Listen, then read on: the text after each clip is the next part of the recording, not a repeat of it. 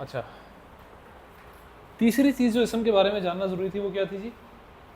Capacity, वुसअत, type, पता नहीं क्या क्या लिखवाया था मैंने, जो भी लिखवाया था। बहरहाल ये हमारा टॉपिक है आज का। बच्चों कैपेसिटी जो होती है ना, किस चीज़ को कहते हैं? वुसअत, कैपेसिटी किस चीज़ को कहते हैं? कैपेसिटी किसी मतलब नॉर्मली वैसे हमारी और फिनाम में तो एबिलिटी है। क्या है एबिलिटी या किसी चीज़ का वो होना। एबिलिटी? किस चीज़ के लिए? इन सर्टेन सेंस बस जनरली आप बात करें एबिलिटी, वो कैपेसिटी फिर मुख्तलिफ चीज़ों के लिए मुख्तलिफ होती जाएगी। आप क्या कह रही हैं? ठीक है सर, ज़बरदस्त। कैपेसिटी किसी चीज़ की लिमिट होती है। अच्छा, ठीक तर्ज पे सोच रहे हैं आप, लेकिन लिमिट का लफ्ज़ शायद मैं ना इस्तेमाल करूँ। कैपेसिटी ताकत कह सकते हैं, बिल्कुल ठीक है, ज़बरदस्त ज़बरदस्त। मुख्तलिफ पस मंज़र में ये लफ्ज़ मुख्तलिफ माना, मुख्तलिफ मफ़ाहीम में इस्तेमाल हो सकता है। मैं जिस मफहूम में इस्तेमाल करूँ वो वाज़ेह करने की कोशिश करूँगा। मुझे ये बताइए, मैं लफ्ज़ स्टूडेंट इस्तेमाल करता हूँ, स्टूडेंट का लफ्ज़ इस्तेमाल करता हूँ, तो स्टूडेंट इस क्लास में कितने हैं? बशमूल मेरे कितने हैं? 6 हो गए ना? अच्छा, अब स्टूडेंट का जो लफ्ज़ है उसकी कैपेसिटी इतनी है कि 6 लोगों को वो शामिल कर सकता है अपने अंदर। ऐसा ही है ना? ठीक है। सलमान नामी कितने लोग हैं इस कमरे में? सर आप सलमान, आपका और किसी का नाम सलमान था? सलमान लफ्ज़ की कैपेसिटी स्टूडेंट लफ्ज़ के मुकाबले में कम है कि ज़्यादा? कम है। ये बात समझ में आ गई? लफ्ज़ की कोई कैपेसिटी होगी कि वो अपने अंदर कितने, एक लफ्ज़ होता है मिस्दाक, मिस्दाक कहते हैं बच्चों, मिसाल के तौर पर मार्कर एक लफ्ज़ है ना, ये इस लफ्ज़ का मिस्दाक है। मिस्दाक उस चीज़ को कहते हैं जो लफ्ज़ मैं बोल रहा हूँ वो किसके लिए बोल रहा हूँ, तो वो उस लफ्ज़ का मिस्दाक हुआ करता है। ठीक है, तो लफ्ज़ की कैपेसिटी हमें क्या बताती है कि उसके कितने मिस्दाकात हैं, कितने लोगों को अपनी लपेट में ले लेता है, कितनी चीज़ों को अपनी लपेट में ले लेता है।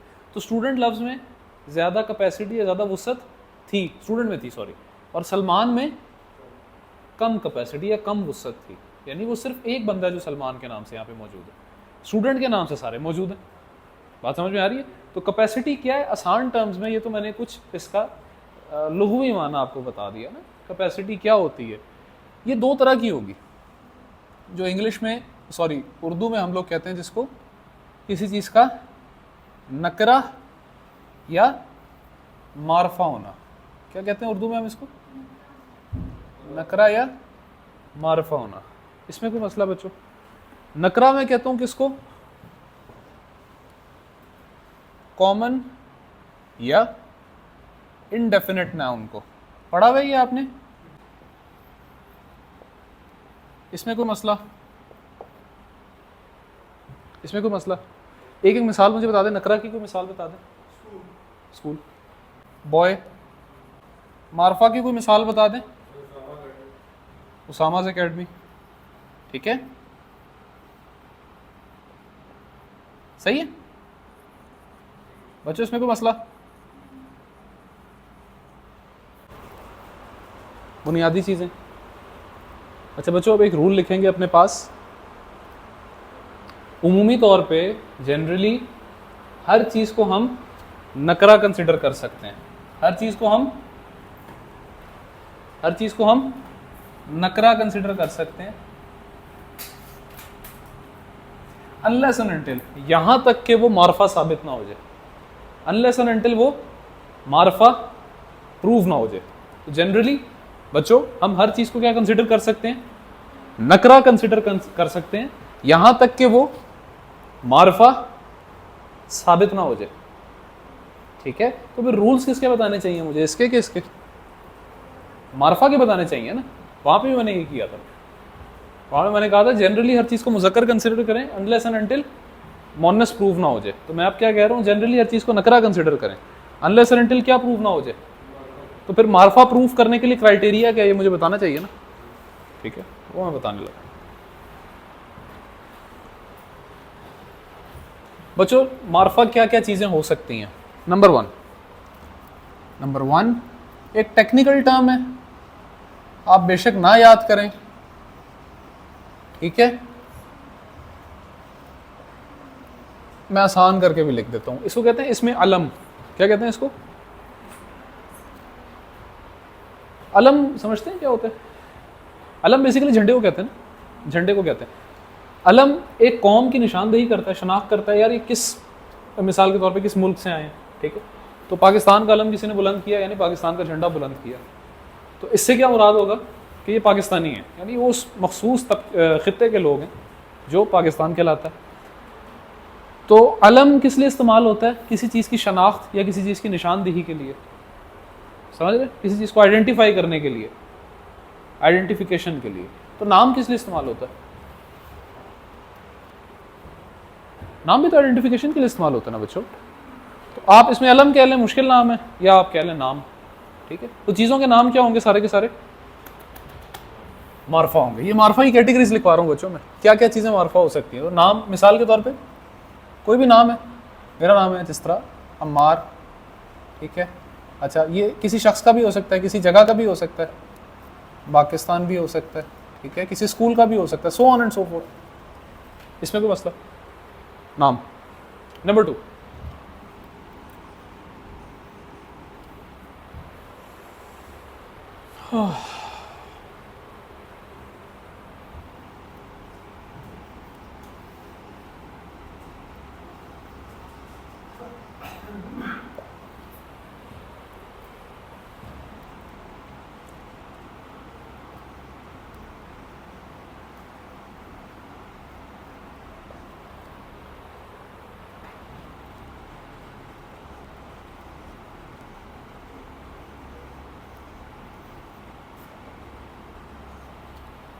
नंबर 2 क्या बच्चों? इसको कहते हैं इसमें ज़मीर।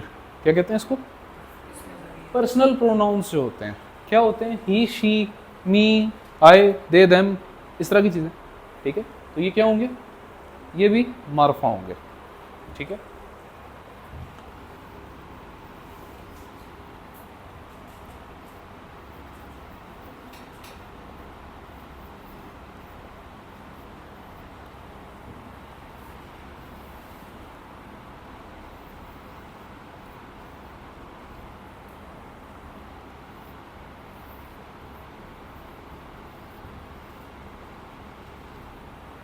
बच्चों इसको कहते हैं इसमें इशारा। क्या कहते हैं? इसमें इशारा। इशारा क्या होता है? इशारा करना, ठीक है। इसको मैंने स्मॉल फॉर्म में लिख दिया, इसको कहते हैं डेमोन्स्ट्रेटिव प्रोनाउंस। डीपी लिख दिया मैंने, मेरा ज़्यादा लिखने का आज थकावट हो गई है। डीपी क्या? डेमोन्स्ट्रेटिव प्रोनाउन, डेमोन्स्ट्रेटिव प्रोनाउंस, ठीक है।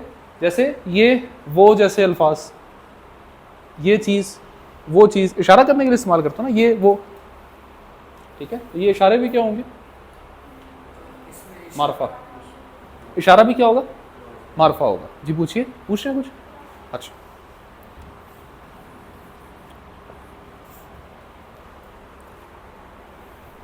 यहाँ तक कोई मसला बच्चों? अभी फिर मैं ये सारी चीज़ें एक्सप्लेन करूँगा बाद में, सिर्फ लिखवा रहा हूँ, ठीक है।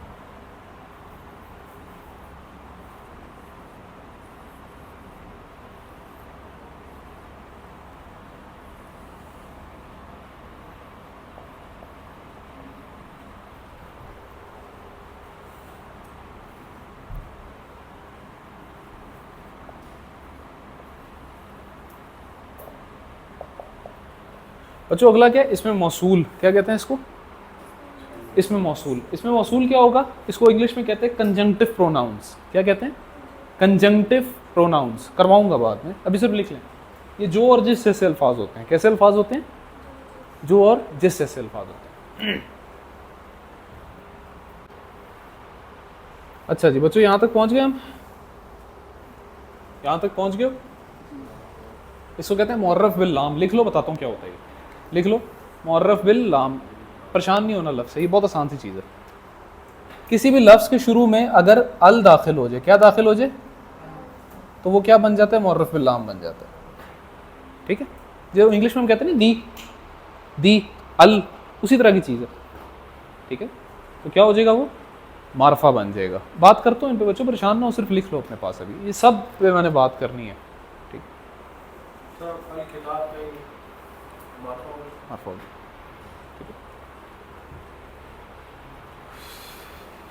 ठीक है बच्चों। वुसअत में हमने कहा जनरली हम हर चीज़ को क्या कहेंगे? जनरली हर चीज को क्या कंसिडर करेंगे, नकरा कंसिडर करेंगे, अनलेस एंड अनटिल क्या प्रूव ना हो जाए, मारफा प्रूव ना हो जाए। मारफा क्या क्या चीजें हो सकती हैं, 5 तरह की कैटेगरीज मैंने लिखवा दी, अगर कोई इनमें से कोई चीज है तो वो मारफा हो सकती है। मिसाल के तौर पे किसी का नाम है तो वो मारफा हो सकता है कि नहीं हो सकता, हो सकता है। कोई प्रोनाउन है, हो सकता है कि नहीं हो सकता। कोई इशारा है, हो सकता है कि नहीं हो सकता। कोई जो जिस जैसे अल्फाज हैं, हो सकते हैं कि नहीं हो सकते। कोई ऐसी चीज़ है जिसके शुरू में अलिफ लाम आ रहा है, हो सकता है कि नहीं हो सकता। ये असल में अलिफ लाम नहीं है, हमजा और लाम है। मैंने आपको अलिफ और हमजा में फ़र्क बताया था पहले दिन, ठीक है। तो मिसाल के तौर पे बच्चों मैं आपसे कहता हूँ ये लफ्ज़ है मेरे पास, ये नकरा है कि मारफा है, आपके दिमाग में प्रोसेस क्या चलना चाहिए मैं वो बताना चाह रहा हूँ। सर नकरा है, बिल्कुल ठीक है। आपने किस तरह आइडेंटिफाई किया? मैंने कहा था जनरली हर चीज़ नकरा होगी अनलेस एंड अनटिल मारफा प्रूफ ना हो जाए। उसमें से गुजार लेते हैं छन्नी की तरह। बताता हूँ सर, बताता हूँ मैं बताता हूँ, इस पे आऊँगा, इस पॉइंट पे आऊँगा जी। कोई क्या, यानी किसी का नाम है, ये किताब नाम होता है किसी का, आपने सुना? आज तक मैंने नहीं सुना, ठीक। अच्छा, मैंने कहा शायद आप बताने लगे हैं किसी खास ठीक ठीक है, अल भी नहीं लगा हुआ, तो ये प्रोसेस दिमाग में चलना चाहिए। उनमें से कुछ नहीं है तो फिर ये प्रोसेस पूरा दिमाग में चलना चाहिए, ठीक है। अच्छा, अब मैंने इसको नकरा से मारफा बनाना है, क्या करूं बच्चों? उसमें से क्या कर सकता हूं? अल लगा देते हैं इसके शुरू में, ये बन जाएगी अल किताब, ठीक है। इसका मतलब क्या होगा बच्चों? दी बुक इसका मफहूम हो सकता है, दी बुक इसका मफहूम हो सकता है, इसमें कोई मसला? अच्छा, सर ने बात की थी कि अल किताब से मुराद कुरान होगा, ठीक है। हो भी सकता है, ज़रूरी भी नहीं है। यानी मिसाल के तौर पे मैं इंग्लिश में बोलता हूँ ना, इंग्लिश से तो वाकिफ़ है ना हम लोग, ठीक है, या उर्दू से वाकिफ़ हैं। मैं जब कहता हूँ the book that was revealed या सेंड डाउन, ठीक है, for all humanity, for humans, सबको पता है दी बुक से मुराद क्या, बताने की ज़रूरत है? मुसलमानों को कम से कम बताने की ज़रूरत है, क्रिश्चियन से मैं बात कर सकता हूँ या और लोगों से बात कर सकता हूँ। अच्छा, अब मैं कहता हूँ the book which is there on the table, इससे मुराद तो कुरान नहीं भाई। अल्फाज किसी नज़म, किसी यानी आप कह लीजिए किसी कॉन्टेक्स्ट में इस्तेमाल होते हैं ना, उससे पीछे भी कुछ जुमले होंगे, उसके आगे भी कुछ जुमले होंगे। बात क्या एकदम से शुरू हो जाती है? बात कहीं से शुरू होती है, कहीं पे ख़त्म होती है, एक सफ़र तय करती है ना, ठीक है। मैं बीच में से एक जुमला उठा के तो कोई फतवा या कोई चीज़ नहीं जारी कर सकता। तो अल किताब मुझे कॉन्टेक्स्ट बताएगा क्या है, दी बुक तो है इसका मतलब, लेकिन कॉन्टेक्स्ट मुझे बताएगा मैं कहना क्या चाह रहा हूँ। दी बुक कोई आम बुक भी हो सकती है जिसके बारे में मुझे भी पता है, आपको भी पता है, बस वो पढ़ी भी है, उसी तरफ मैं इशारा कर रहा हूँ। तो वो उन सब किताबों के मुकाबले में ख़ास हो जाएगी जो अलग से पढ़ी हुई हैं। वो सब किताबें आम हो जाएंगी ना जिनकी तरफ मैं इशारा नहीं कर रहा, मैं स्पेसिफिकली दी बुक की तरफ इशारा कर रहा हूँ। तो मेरी अंडर ऑब्जर्वेशन कौन सी किताब है? वो वाली किताब जो पढ़ी हुई है वहाँ पे, समझ में आ रही है? तो ये क्यों नकरा नहीं रही? क्योंकि मैं इसके बारे में बात कर रहा हूँ, इसको मैंने प्रॉपर बना दिया, इशारा कर दिया, वो वाली किताब। बात समझ में आ रही? स्पेसिफाई कर दिया वो किताब। अब ये कॉमन नाउन नहीं रहा, प्रॉपर नाउन बन गया। मेरा इशारा कर देना, मेरे बात करने से पहले मेरा समझ जाना कि मैं इशारा किस किताब की तरफ कर रहा हूँ, और सुनने वाले का ये समझ जाना कि इशारा किसी तरफ हो रहा है, वो उसको कॉमन से प्रॉपर बना देता है, ठीक है। तो डिपेंड करता है कॉन्टेक्स्ट के ऊपर सर, डिपेंड करता है। अच्छा, वापस आते हैं बच्चों, यहाँ तक कोई मसला? अच्छा, ये मैं चाहूँगा एक काम करेंगे, 6 और 7 यूँ लिख के ना खाली जगह छोड़ देंगे हम, बाद में कभी जाके 2 जगह में फिल करवाऊंगा आपसे, ठीक है। बाद में कभी मौका मिला तो ये 2 चीज़ें मैं आपसे फिल करवाऊंगा बाद में। अच्छा, टोटल हमारे पास 7 तरह के मारफा हो सकती हैं चीज़ें, लेकिन उसमें से हमने सिर्फ 5 पढ़नी है अभी। 2 चीज़ें बाद में कभी मूड हुआ तो पढ़ लेंगे। अच्छा, अब बच्चों इस अल पे मैं कुछ बात करना चाहता हूँ, इस अल पे मैं कुछ बात करना चाहता हूँ। मैं आपसे एक सवाल करूँगा बच्चों, आप में से कितने लोग अरबी बगैर मतलब समझे स्क्रिप्ट पढ़ लेते हैं अगर ज़बर ज़ेर लगी हुई हो?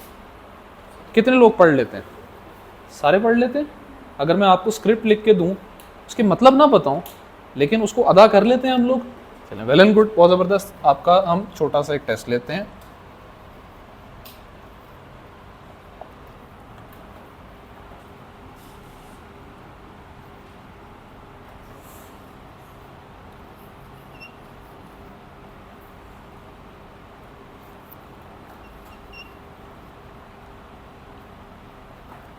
मुझे ये बताइए, ये दो लफ्ज़ मैंने लिखे हैं स्क्रीन पे, मुझे पढ़ के बता सकते हैं क्या लफ्ज़ है? अशम्स और दूसरा, दोबारा पढ़ें लफ्ज़। अशम्स, अल कमर, दोनों में अल कॉमन है, लेकिन अल को पढ़ने में आपने एक डिवीजन की है, आपने एक फर्क मलहूज रखा है। अल शम्स नहीं पढ़ते आप इसको लाम को साइलेंट कर देते हैं यहाँ पे। इधर क्या करते हैं? अल कमर, लाम को साइलेंट नहीं करते। अब ये फ़र्क किस तरह वाज़े हो? आप लोगों के लिए मुश्किल नहीं, क्योंकि आप लोग स्क्रिप्ट पढ़ लेते हैं। जो लोग नहीं पढ़ पाते उनके लिए फिर ये बताना पड़ता है कि लाम कब पढ़ा जाएगा और कब नहीं पढ़ा जाएगा। ये इस पर मुझे लेक्चर देने की ज़रूरत है?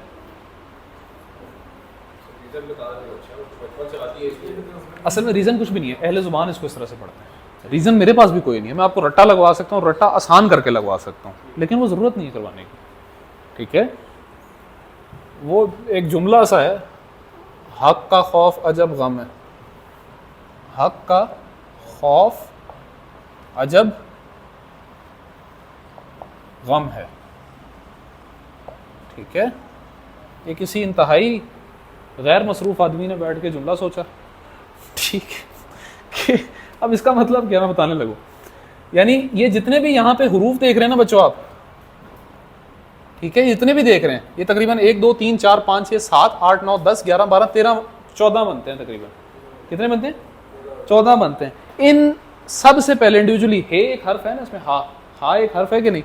तो अगर हा से पहले अलिफ लाम लगा हो तो उस लाम को आपने पढ़ना है। ये सारे वो हुरूफ हैं इस जुमले के अंदर कि जिनसे पहले अगर लाम आ जाए तो उस लाम को पढ़ना है। अल हक, अल कमर, काफ से अल कल्ब, कुछ भी है, यानी इस तरह से पढ़ना है। लेकिन मेरा नहीं ख्याल कि आप लोगों को ये याद करने की ज़रूरत है, क्योंकि आप लोगों ने ये देखते साथ ही पढ़ दी है। तो फिर जो इनके अलावा होंगे उनमें लाम को हमने पढ़ना नहीं है। शीन नज़र आ रहा है इसमें? तो अशम्स, शीन से पहले लाम नहीं पढ़ा आप लोगों ने। लाम की होगी बहस, इसको कहते हैं लामे तारीफ। क्या कहते हैं इसको? लामे तारीफ। ठीक है, कई तरह के लाम आएंगे हमारे पास, 2 आ चुके हैं, एक हरूफ में आ चुका है और एक लामे तारीफ आ चुका है। ना भी याद हो तो पता होगा ये अल वाला लाम है, कब पढ़ा जाता है और कब नहीं पढ़ा जाता ये हमें पता है। हाँ, कोई इंग्लिश स्पीकिंग से अगर होता, इंग्लिश स्पीकिंग दुनिया से होता, तो फिर हम उसको बताते हैं कि यार ये हरूफ हैं, ये जुमला याद कर लें। आपको याद करने की जरूरत नहीं है, करना चाहते हैं तो कर लें। ठीक है जी सर।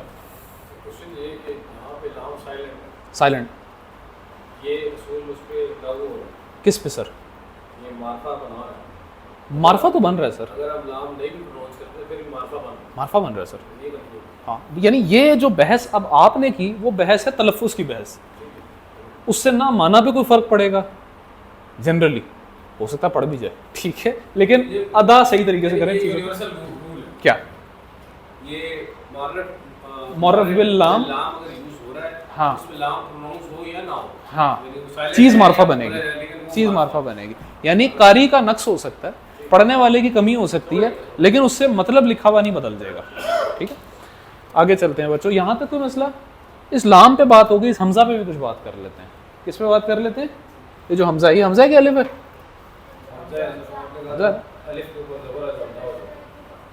ठीक है, सही हो गया।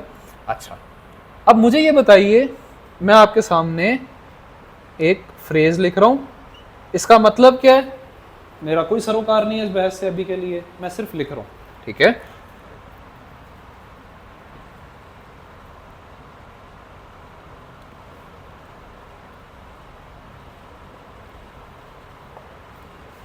बच्चों ये जरा अदा करके मुझे बता दें किस तरह पढ़ोगे इसको? ज़ालिकल किताब। आप किस तरह पढ़ेंगी जी? कोई इसको ज़ालिका अल किताब पढ़ता है? ठीक है, नहीं पढ़ता। ये हमजा वही वाला है ना, वही वाला हमजा है ना बच्चों, अल वाला। ठीक है, अच्छा, एक चीज आपने नोट करनी है, जब भी आपने पीछे से मिला के पढ़ना है ना और आगे अल आ गया, पीछे से मिला के पढ़ना है, पीछे से मिला के पढ़ना है, आगे अल आ गया बीच में, तो ये हमजा नहीं पढ़ा जाएगा, बल्कि डायरेक्ट आप आगे चले जाएंगे। डायरेक्ट आप किधर चले जाएंगे? आगे चले जाएंगे। तो किस तरह पढ़ूंगा? ज़ालिकल किताब। ना पढ़ा जाएगा ना हमजा की तरह लिखा जाएगा, एक अलिफ की तरह लिखा रह जाएगा। स्क्रिप्ट के अंदर किस तरह लिखा हुआ होगा? अलिफ की तरह बस लिखा रह जाएगा। स्क्रिप्ट के अंदर अलिफ की तरह लिखा रह जाएगा। किस तरह पढ़ेंगे? ज़ालिकल किताब, अलिफ की तरह लिखा रह जाएगा बस, ठीक है। हाँ, अगर आपने तोड़ना हो तो आपको पता होना चाहिए कि असल में अल किताब एक लफ्ज़ था, जो मैंने पढ़ा तो फिर ज़ालिकल किताब पढ़ लिया, वैसे आपको पता होना चाहिए। ठीक है बच्चों, यहाँ तक कोई मसला, कोई सवाल? ठीक है। अच्छा बच्चों, इस अल पे ना मैं घंटे का लेक्चर इस पे हो सकता है, अल पे से, ठीक है। इसमें बहुत कुछ क़यामत मुज़मर है, लेकिन हम बुनियादी बेसिक्स तक रहेंगे, ठीक है। सिर्फ एक छोटी सी पेचीदगी मैं आपके सामने रखूंगा। मुझे ये बताइए कि जब आप ये कहते हो कि दी बुक, इसको थोड़ा सा डिफरेंट करते हैं, ये जुमला देखो,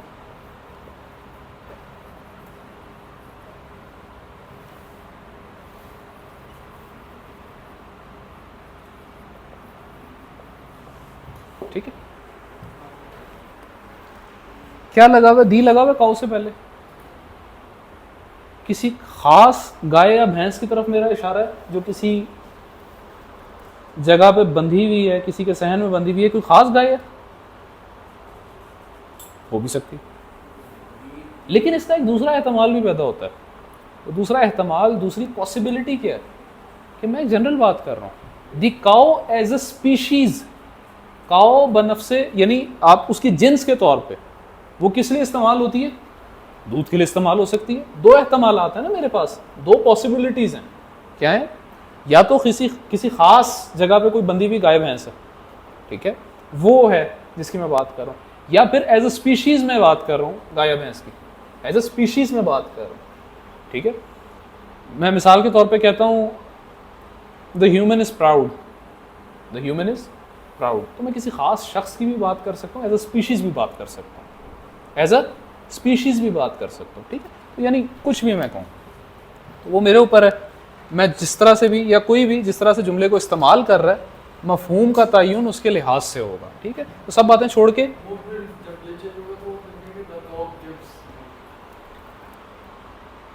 हाँ हाँ ठीक है, यानी अब लेकिन मिसाल के तौर पे देखिए ना, अगर मैं पास्ट टेंस इस्तेमाल कर रहा हूँ तो किसी खास गाय की भी बात करूँगा तो गेव में तो ये चीज़ क्लियर नहीं होती कि मैं किसी, हाँ ये बात ठीक है। मैं अगर यूनिवर्सल ट्रुथ के तौर पे बात करूँगा, ठीक है, इसको इस तरह कर लेते हैं। ये एक जुमला जो सर ने निशानदेही की, वो पॉइंट अच्छा लगा मुझे।